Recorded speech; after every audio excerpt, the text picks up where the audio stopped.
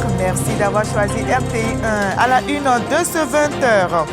Antonio Luis Santos da Costa, président du Conseil européen et ancien Premier ministre du Portugal, a reçu ce jeudi à Abidjan le prix Félix Houphouët-Boigny UNESCO pour la recherche de la paix.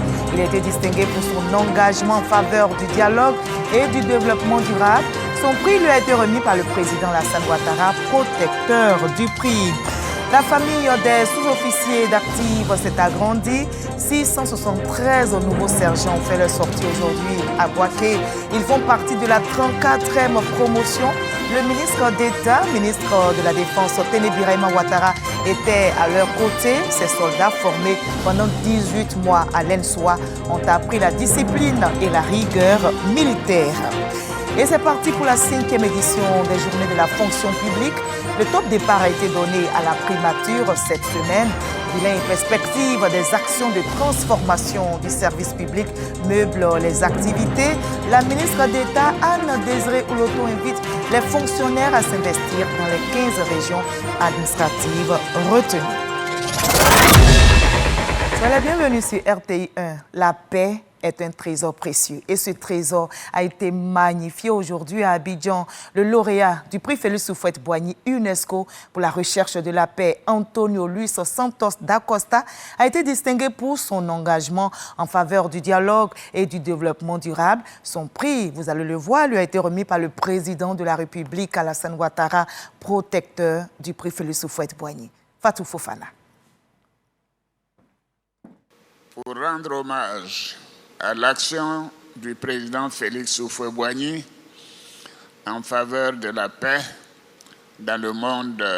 C'est un rendez-vous majeur pour la paix et la diplomatie internationale. En l'espace d'une matinée, le temps d'une distinction, Abidjan a revêtu les attributs de capitale de la paix ce jeudi 22 mai. Cette paix si chère au père fondateur de la nation ivoirienne. Le président Félix Houphouët-Boigny vit à jamais à travers son idéal et son œuvre de paix.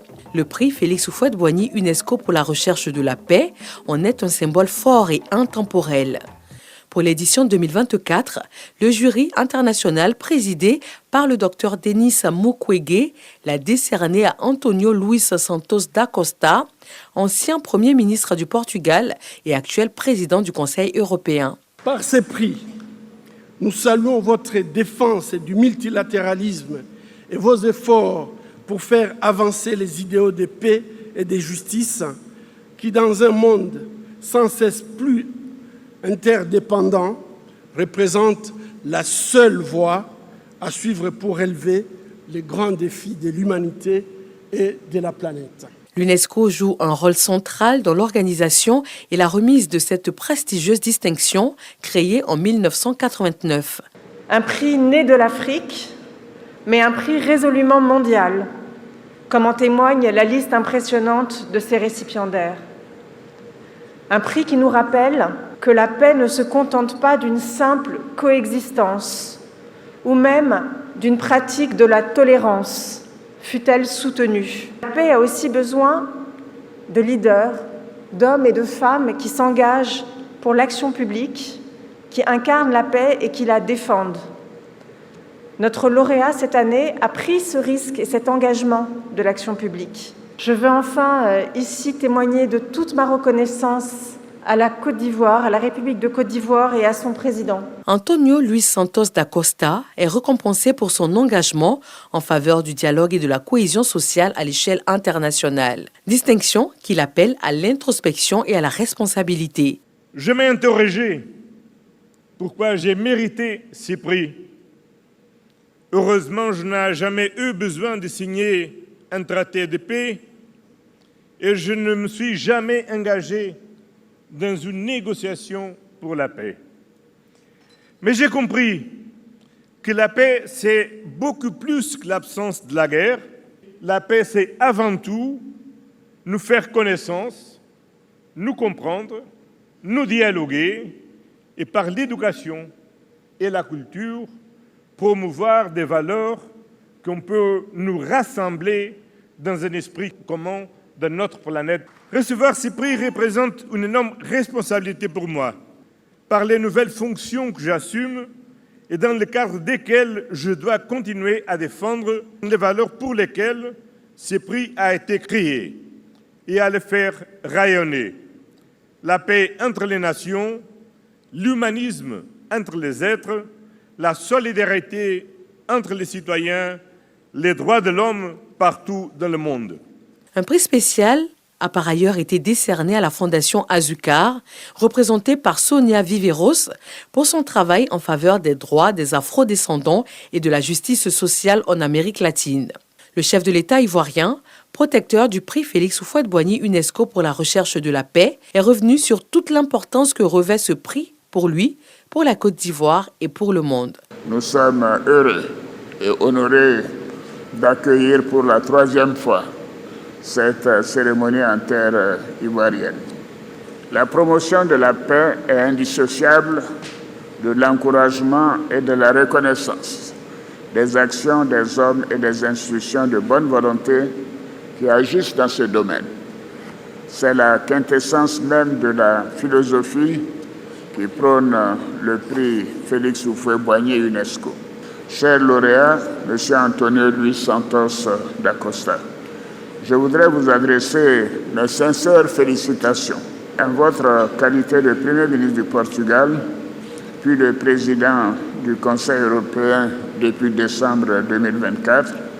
La recherche du compromis et de la paix sont les constantes de votre engagement politique. Vous vous êtes toujours distingué comme un grand défenseur du dialogue et du multilatéralisme. La cérémonie de ce jour est également une occasion de célébrer la mémoire de Félix Houphouët-Boigny, père fondateur de la Côte d'Ivoire, qui a fait de la recherche de la paix un sacerdoce politique, une seconde religion. Depuis, le credo de la politique ivoirienne a toujours été la construction et la promotion de la paix par le dialogue. Notre nation, suivant les jalons posés par le premier président ivoirien, a su répondre au rendez-vous de l'histoire en demeurant fondamentalement hospitalière.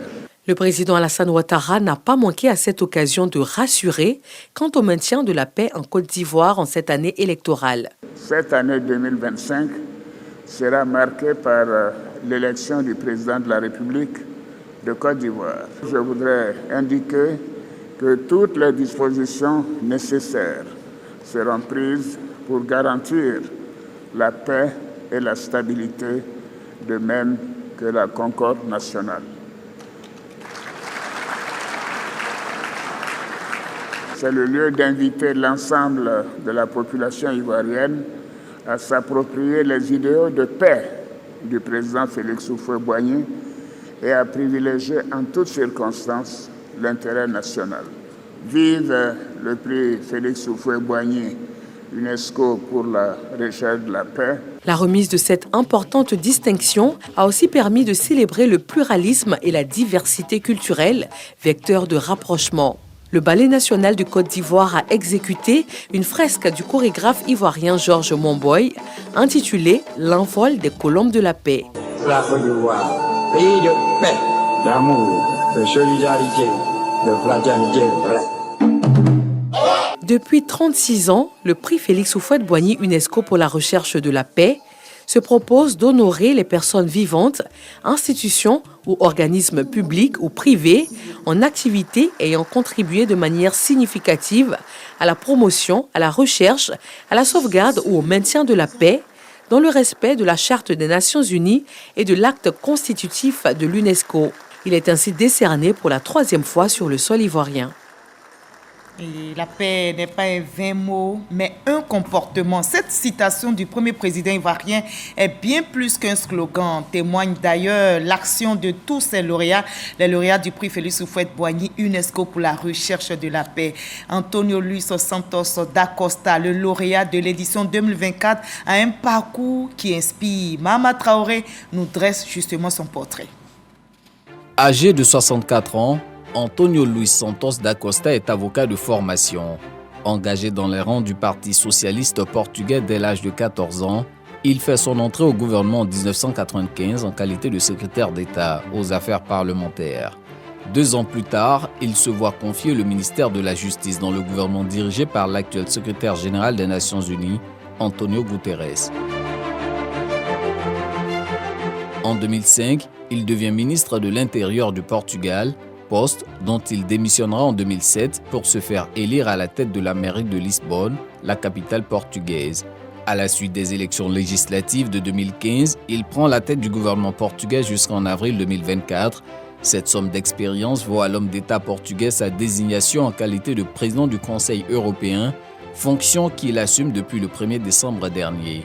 L'expérience et les actions posées par Antonio Costa lui valent également le prix UNESCO Félix Houphouët-Boigny pour la recherche de la paix.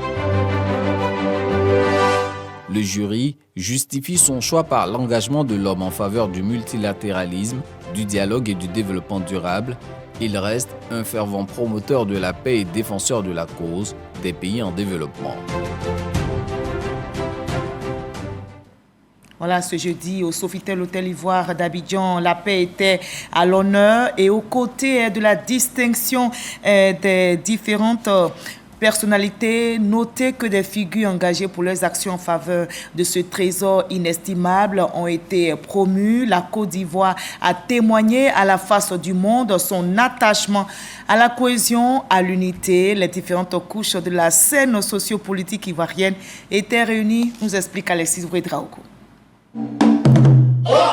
Abidjan, capitale mondiale de la paix ce jeudi.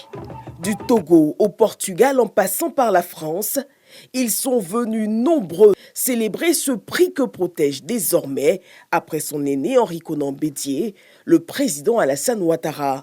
Excellence, le président Félix Houphouët-Boigny a montré que la paix était un facteur très important dans la vie des nations. Son successeur, le président Henri Konan Bédié, protecteur du prix jusqu'à son décès. Pour ces 2 personnalités, il était important que nous soyons là pour le message de paix et la continuité de l'œuvre à travers donc les différents lauréats qui se sont succédés depuis 1989. Une célébration de la paix, mais aussi de la cohésion nationale autour de la vision du père fondateur. Son Excellence le président Laurent Gbagbo, qui m'a demandé de venir ici marquer sa présence et sa volonté d'aller dans le sens de la paix.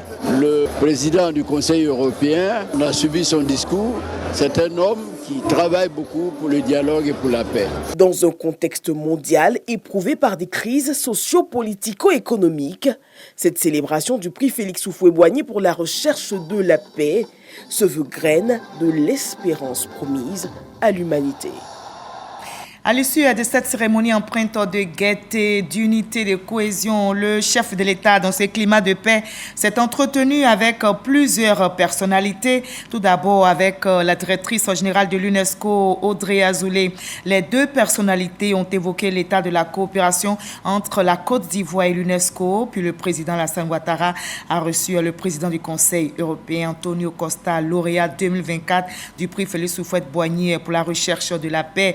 Les 2 hommes ont fait un tour d'horizon des questions à travers le monde. Et enfin, le président ivoirien a échangé avec le président du jury du prix Félix Houphouët-Boigny pour la recherche de la paix, le Congolais, Dr Denis Mukwege.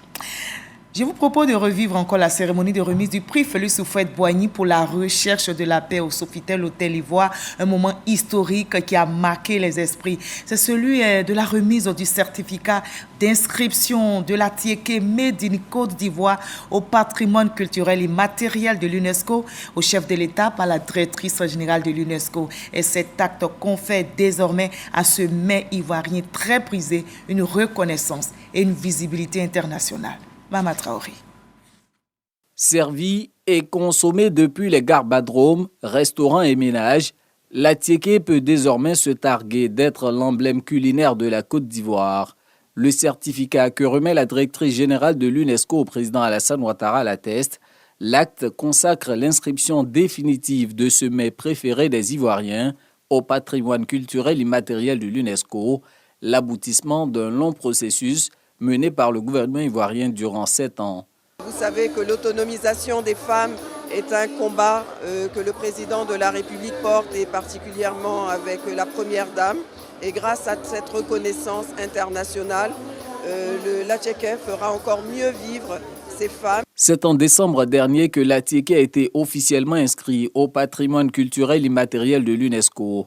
Mais pour en arriver là, il a d'abord fallu labelliser cette semoule de manioc pour en faire une propriété exclusivement ivoirienne. L'objectif de ce combat-là, c'était de récupérer définitivement l'appellation Attiéké. Aujourd'hui, la Côte d'Ivoire, je pense, est à l'abri ou a les moyens juridiques pour intenter des actions en justice contre tous les autres États qui vont s'aventurer à utiliser l'appellation Attiéké. Tremplin de visibilité pour l'Attiéké, l'inscription au patrimoine de l'UNESCO vient renforcer l'identité culturelle ivoirienne, sans compter les multiples opportunités économiques que cette reconnaissance offre aux fabricants d'Attiéké. Tel un nouvel ingrédient, l'inscription au patrimoine culturel immatériel de l'UNESCO ajoute un plus à la saveur déjà succulente de l'Attiéké. Le savoir-faire ivoirien fait aussi écho à la semaine africaine qui se déroule à la maison de l'UNESCO à Paris, en France. Cette semaine offre une pluralité de compétences ouvrant la voie au renforcement des liens pour un continent uni et fort. Outre les conférences et panels, les expositions d'œuvres d'art n'ont laissé personne indifférent. Nos envoyés spéciaux Régis Kofi et Ulrich Kadongon nous guident dans les différents stands. L'entrée du hall de l'UNESCO à Paris, endimanché, à l'occasion de la Semaine de l'Afrique. Spectacle de parures et d'ornements dès les premières marches. Des vêtements de haute couture, avec des accessoires faits à la main. C'est le cafeton en fil d'or. Ça, c'est avec une broderie à la main. Et ça prend beaucoup de temps pour le fabriquer. Ça prend des fois 6 mois jusqu'à 1 an, juste pour faire une pièce comme celui-là. Les Sénégalais sont connus par les boubous. Voilà, on a fait là, c'est des broderies avec les foulards. Et là, c'est pour les hommes aussi, le bazin. Et là, c'est le brocart, bien brodé avec les foulards pour la femme sénégalaise. Un peu plus loin, des salles aménagées pour accueillir des objets traditionnels qui racontent l'histoire de certains peuples du continent. Ici, c'est une représentation du Karthala. Donc le Karthala qui a été pendant très longtemps un volcan comorien, qui est ensuite devenu le plus grand cratère pendant très longtemps, le plus grand cratère d'Afrique.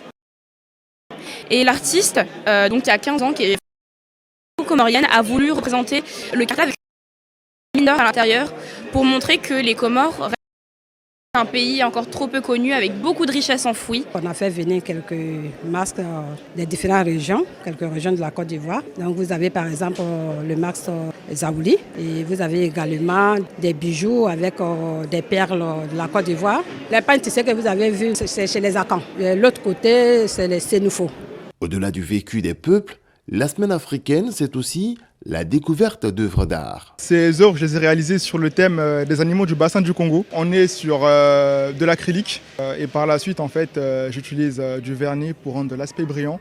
Et ma technique, c'est le pointillisme. Donc, c'est avec des points que je peins. Je le mélange avec le réalisme. Et pour faire corps avec l'univers des TIC, des films documentaires projetés aux 4 coins du hall racontent l'histoire des pères fondateurs d'Afrique.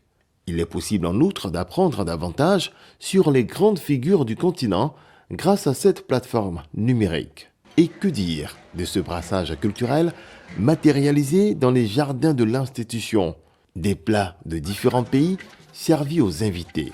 Toute une palette d'activités bien appréciées. J'aime bien justement qu'on organise ça parce que ça nous introduit davantage à ce merveilleux continent. On voit beaucoup de différences, mais en même temps c'est très commun entre eux. Donc oui, c'est énorme et vraiment un échange impressionnant auquel on a l'opportunité de connaître. Oui.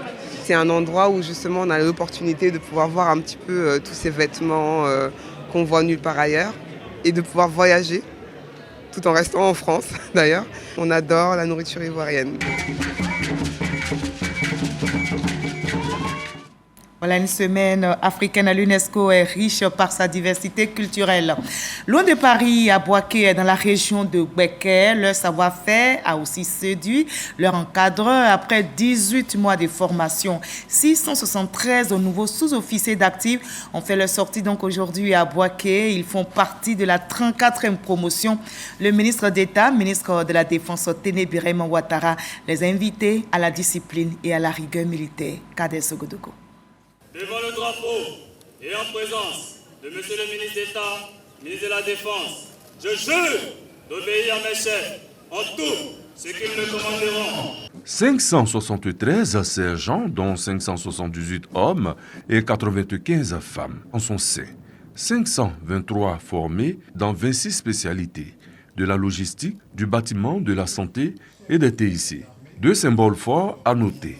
La 34e promotion de l'École nationale des sous-officiers d'actifs Nsoa Boaké, qui reçoit ses épaulettes de sergent, est baptisée du nom de feu le colonel Zamblé Kofi Eugène, dont l'épouse est présente.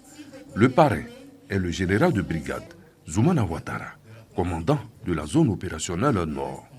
Au moment de quitter l'Nsoa, c'est en présence du ministre d'État, ministre de la Défense Téné Birahima Ouattara et le chef d'état-major général des armées, le général de corps d'armée Lassina Doumbia, que le commandant école laisse un message fort à la promotion colonel Zamblé Kofi Eugène. Chers élèves, sachez que votre défi sera de donner en tout lieu et en tout temps l'exemple de l'abnégation, de la discipline et de la rigueur dans le travail.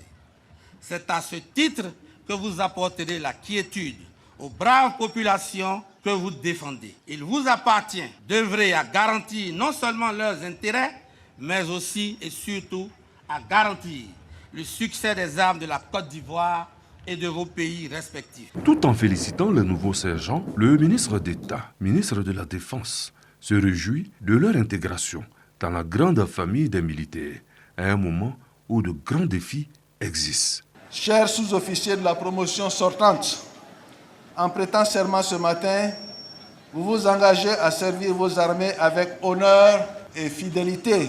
Je voudrais, au nom du président de la République, son Excellence Alassane Ouattara, chef suprême des armées, vous en féliciter. Les modules de formation qui vous ont été dispensés vous offrent la capacité de faire face aux défis actuels qui sont la lutte contre le terrorisme, la grande criminalité, la piraterie maritime et les menaces transfrontalières. Le Cameroun, le Gabon, le Togo, la Centrafrique, le Congo-Brazzaville et la Guinée ont fait confiance à la Côte d'Ivoire pour la formation de leurs militaires. Ils font partie de cette 34e promotion qui a gratifié hiérarchie militaire, parents et invités d'un défilé, avec leur nouveau galon fièrement dressé sur les épaules. C'est le fruit de 18 mois de dur labeur à l'Nsoa. Il vise aussi l'excellence, les fonctionnaires de Côte d'Ivoire et c'est donc parti pour la 5e édition des Journées de la fonction publique. Le top départ a été donné à la primature cette semaine. Bilan et perspective des actions de transformation du service public meubleront les activités, nous explique Grace Kando. Le ministère d'État, ministère de la fonction publique et de la modernisation de l'administration, remet le couvert pour la 5e édition des Journées de la fonction publique, dénommées JFP. Ces journées sont des occasions de partage d'expériences, de bonnes pratiques et d'introspection pour les fonctionnaires. Les Journées de la fonction publique ont été instituées par l'Assemblée générale des Nations unies depuis 2006 avec pour objectif de célébrer le service public et de valoriser le rôle de ces animateurs, notamment les fonctionnaires, dans le développement des communautés. En plus d'Abidjan, 15 régions de la Côte d'Ivoire sont retenues. Au menu des activités, table ronde, panel, ateliers cliniques et décoration. Pour cette 5e édition, le thème retenu est « Bilan et perspective des actions de transformation du service public ». Nous constatons agréablement dans notre administration publique des changements profonds, notamment la digitalisation des services pour une administration plus accessible et plus transparente, des efforts de célérité dans la délivrance des actes administratifs, la mise en œuvre d'une politique de valorisation des compétences à travers des plans de formation, l'instauration d'un environnement de plus en plus éthique, l'instauration d'un cadre de dialogue social productif avec nos partenaires sociaux, que sont les organisations syndicales. Les JFP sont aussi des moments de récompense des fonctionnaires en activité et ceux à la retraite à travers une tombola gratuite. Les grands gagnants reçoivent des villas, des véhicules et bien d'autres lots. Des fonctionnaires qui aiment bien aussi le SARA, le Salon international de l'agriculture et des ressources animales d'Abidjan, ouvre ses portes demain au parc des expositions d'Abidjan. Cette année, l'accent est mis sur les systèmes de transformation agroalimentaire. Le reportage est signé Jean-Luc Bambou. C'est un rendez-vous que les professionnels du monde agricole, les investisseurs, les chercheurs et les décideurs attendent avec impatience. Le SARA, Salon international de l'agriculture et des ressources animales, ouvre sa 7e édition ce vendredi à Abidjan, avec pour ambition cette année d'apporter des réponses concrètes aux défis alimentaires que connaît le continent africain. En 2023, la 6e édition avait rassemblé plus de 400 000 participants venus de 29 pays dans un esprit de retrouvailles post-Covid. Cette dynamique se poursuit cette année avec une édition placée sous le thème « Quel système de transformation agroalimentaire pour la souveraineté alimentaire en Afrique ?» C'est une vision entière qu'il faut faire, mais comme on ne peut pas faire seul, il faut que tous les Africains se mettent ensemble pour réfléchir comment on peut amener les Africains à nourrir les Africains, pour donc avoir une sécurité alimentaire totale, une souveraineté alimentaire. Il faut pouvoir sortir la production des zones de production, il faut pouvoir les stocker quelque part et il faut pouvoir la transformer pour qu'on puisse en bénéficier davantage, pour que tout ce qui part de la fourche puisse arriver presque à 99% à la table. Dans un contexte où la sécurité alimentaire mondiale est fragilisée par les crises géopolitiques, le changement climatique et une pression démographique croissante, le SARA 2025 s'ouvre comme un espace d'échange pour penser une nouvelle génération du PNIA, le Programme national d'investissement agricole ivoirien qui prendra le relais dès 2026. Aujourd'hui, le président de la République est en train de trouver des leviers pour pouvoir rendre efficace cette mécanisation. Il ne suffit pas seulement d'avoir la machine, mais ceux qui l'ont, ils n'arrivent pas non seulement à l'utiliser et ils n'arrivent pas à la rentabiliser, ils n'arrivent même pas à faire la maintenance. Donc aujourd'hui, c'est comment orienter cette mécanisation pour que ça puisse produire. Cette année, la Chine est le pays invité d'honneur, signe d'une volonté affirmée de renforcer les partenariats sud-sud et nord-sud et d'ouvrir davantage l'agriculture ivoirienne et africaine aux expériences internationales de transformation réussies, pour que l'agriculture ne soit plus seulement vue comme un secteur de subsistance, mais comme un moteur de croissance, de souveraineté et de dignité pour l'Afrique. Voilà, rendez-vous donc au SARA 2025, mais n'oublions pas que ces activités se déroulent en pleine saison pluvieuse. La vigilance reste de mise car 24 heures après l'éboulement survenu dans la commune d'Atekoubé, la pluie a fait des dégâts, continue donc de faire des dégâts dans la capitale économique ivoirienne. Cet après-midi, une clôture s'est partiellement effondrée sur des commerçants installés à proximité du carrefour Sable dans la commune de Yopougon. Le bilan dressé par le groupement des sapeurs-pompiers militaires fait état de 4 blessés évacués vers les hôpitaux de référence et des dommages matériels enregistrés. Des équipes du ministère de la Construction et dépêchées sur les lieux ont procédé à la démolition totale de la clôture. Alors, restons vigilants. Je vous propose à présent un tour de l'actualité en bref. Nous sillonnerons 3 pays dans un récit signé Gabriel Zani.